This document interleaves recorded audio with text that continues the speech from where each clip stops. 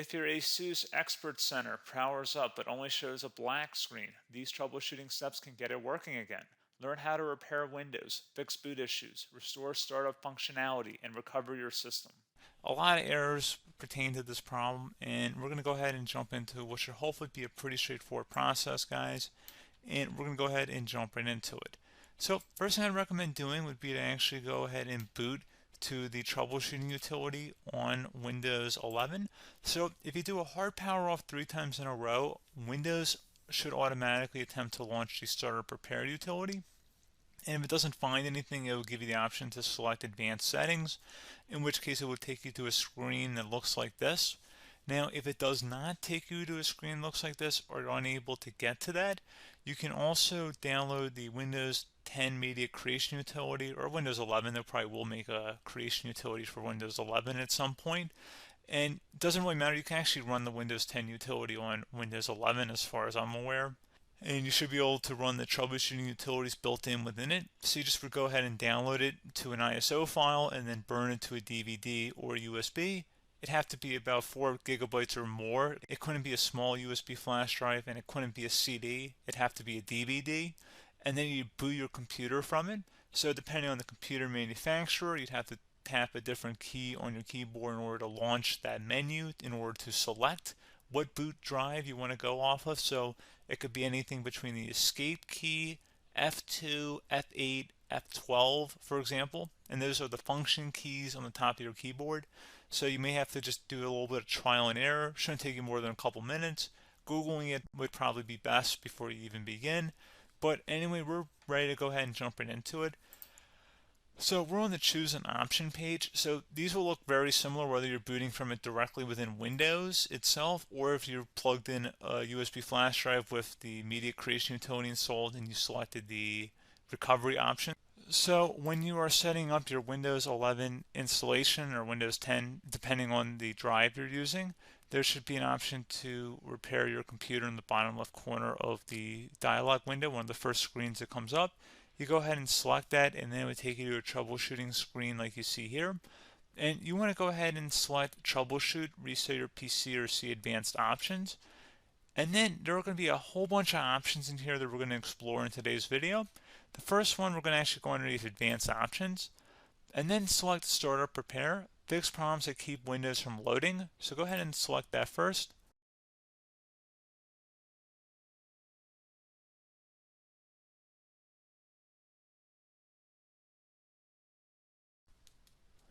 Okay, so you can see it could now repair our PC. That was our first option we could try. Something else, if we go back into advanced options here and then select troubleshoot, we're going to go underneath advanced options again. You can go ahead and actually access safe mode by selecting startup settings.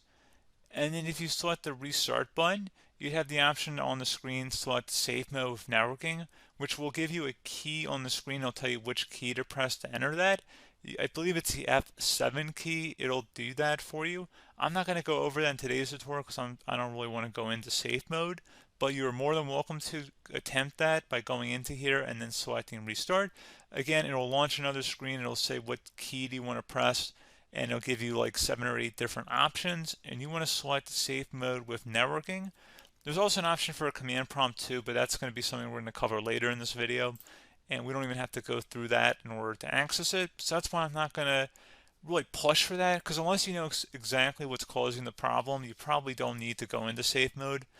Unless you're trying to recover files, in which case then you definitely can go into safe mode, but we're trying to actually recover our computer here. So I hope that makes sense.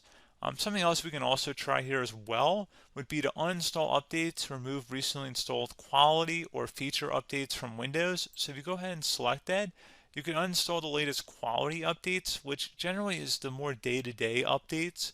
Feature updates are the less regularly released ones, like the big ones. I would equate it to service packs in like Windows 7 and Windows Vista and Windows XP. So larger updates that occur once or twice a year at most.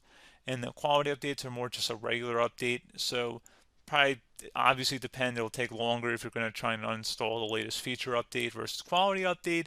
And maybe you don't need to go back that far. So just giving you guys a couple of pointers with that. Something else you can also look at here, and we're going to jump into the command prompt in a little bit, But you can select System Restore, which will use a restore point recorded on your PC to restore Windows. And this is something I would highly recommend here, guys. So select Next. Assuming you have a restore point saved on your computer, you go ahead and select the most recently created one, and you'll select Next, and then you'll select the drive. You shouldn't actually have to select the drive. You can scan for affected programs, but we're going to keep it all default here, and then we're going to select Finish.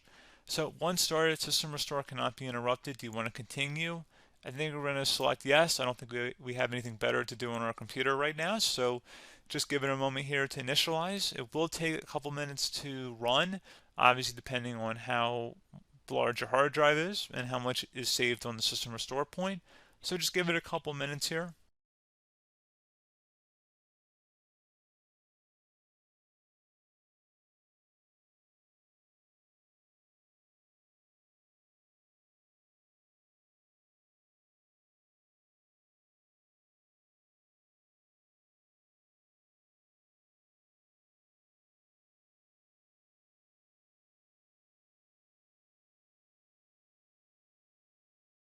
Okay, so you can see the system has been restored successfully. We're going to go over a couple different methods in addition to that if that did not work. So I'm just going to pause the video and we're going to start back on the recovery screen that we started with. Okay, so a couple other things we can try here too. If you go back into troubleshoot, you can select reset your PC, while you choose to keep or remove your personal files and then reinstalls Windows. You can select to keep my files, which will remove apps and settings but keeps your personal files. You can also select remove everything, which will remove all of your personal files, apps, and settings. So this is more of a factory reset, the second option here. First option, it should not delete all of your personal files. However, it will pretty much clear most of your programs. And keep in mind, there's no guarantee that your information, number one, is even still available and easily recoverable on your computer to the point that you actually would be able to recover anything. And the second point is that there's always a chance that it won't actually recover and it will just do a factory reset anyway. So there's no guarantee that actually would keep your files anyway. So I would recommend trying to get a recovery tool and backing that up first before selecting it anyway. But again, those are a couple of different options. And then something else you can try here if you go back to the choose an option. Another option, if you go underneath choose an option and select troubleshoot, advanced options, and now select where it says command prompt. Okay, so the first thing we should do is type our main hard drive here. In most cases, it should be the C drive. So you just do a C colon and then hit enter on your keyboard. So once you're underneath the C drive, we're going to type in dir and then hit enter on your keyboard. It should have program files, users, and Windows all in there. That's how you know you're in the right directory.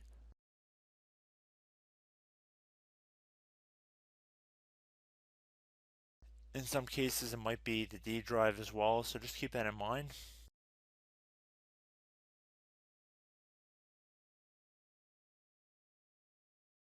Next thing we're going to do is type in cd space / Windows / system 32 / config,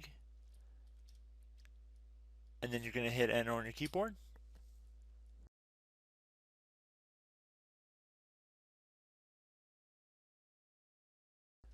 So now you're going to type md space backup.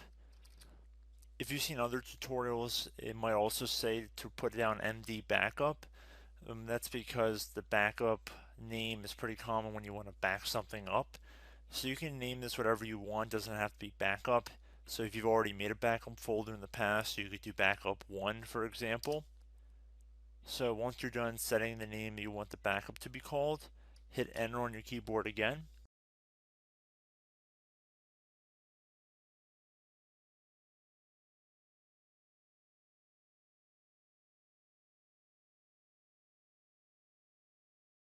At this point you want to type copy, C-O-P-Y, space, then you want to do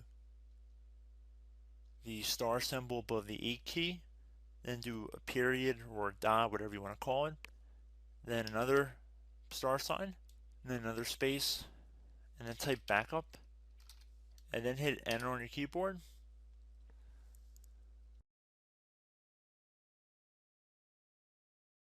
Now you want to type cd reg back, REGBACK, and then hit enter on your keyboard.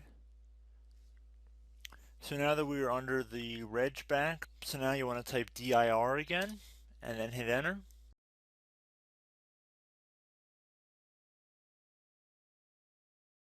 So now at this point we're going to type copy again. So copy, space, $sign, dot, another $sign, space, and then 2 dots. So we're going to type copy, space, $sign, dot, sign, $sign, dot, dot, and then hit enter on your keyboard again. So for overwrite, you want to overwrite all. So type A on your keyboard, so capital A, and then hit enter on your keyboard.